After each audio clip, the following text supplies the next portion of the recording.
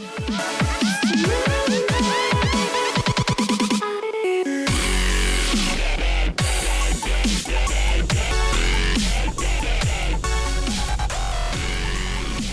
morning, Barstow. I'm Sage Holmes. And I'm Shola Dugbo. Sage, how was your 6-day weekend? I was actually really surprised. I was not expecting snow days. Yeah, it was really cool. Got to get ahead before the end of third quarter.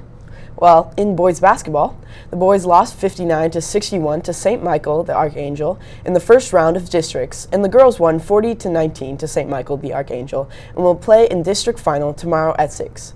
Summit Christian's entire student section will be full, so everyone come out and support Our Lady Knights. They are looking to win their first district title since 1999-2000 season. Good luck, Knights. And to get us hyped for the game, let's watch a piece made by Hannah and Demir. Everywhere, fruits and herrings, dykes and fairies, tell me where it's empty.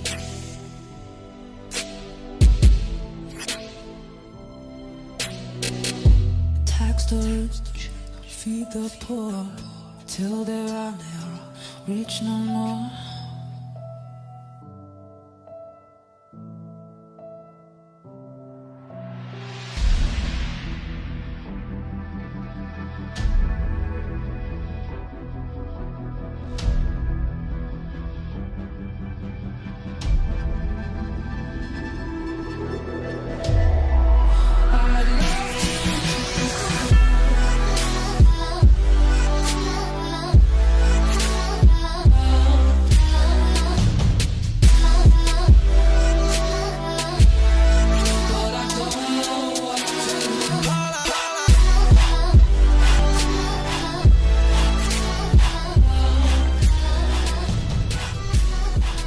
Great piece, guys. Speaking of athletics, spring sports practice starts on Monday, February 26th. Make sure your MISHA forms are completed and turned in to the athletics office. Without these, you cannot participate. Shola, are you going to play a sport this spring? I'm actually not. I'm going to be sticking to boys soccer in the fall. How about you? I'm going to run track. I'm really excited for it. You know what else I was wondering? What? I was wondering what famous painting I look like. Well, good for you. Brooklyn made a piece on that.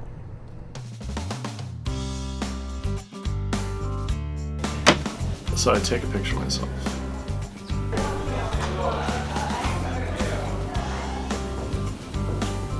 Do a smile, do a... Yeah, whatever you want to do.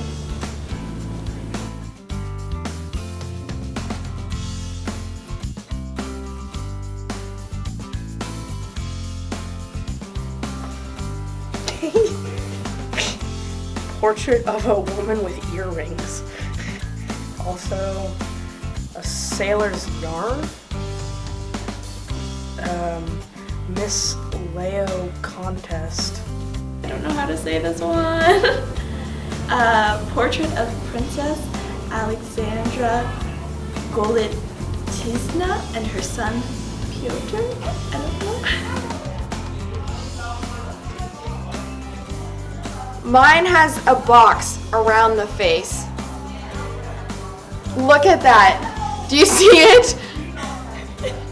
Does that mean I'm like, what is that? This is kind of an insult. It's all just a bunch of old guys. One says I'm a model. It literally does. These are all model photos. Seriously.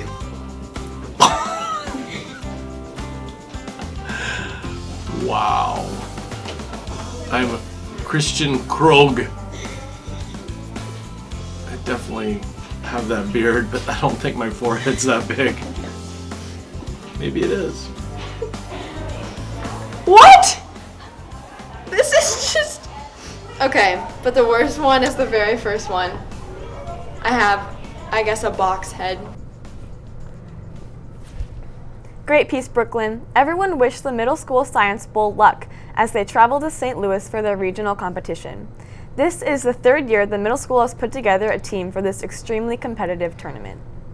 Good luck, guys. Now let's send it over to Richard to see what else is popping in culture and in the news.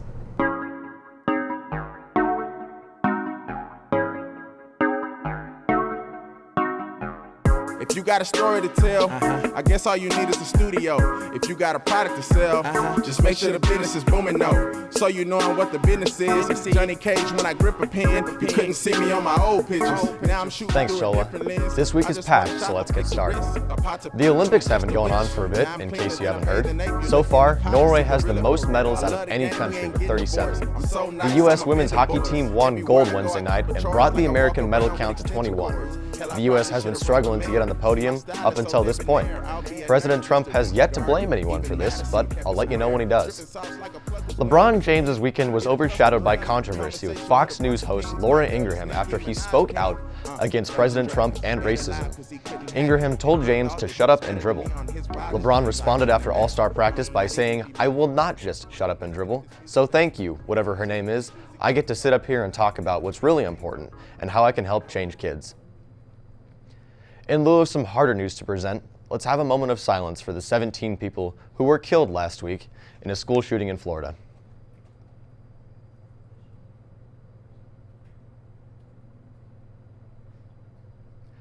Since this tragedy, many of the high school students have been rallying for stricter gun control laws.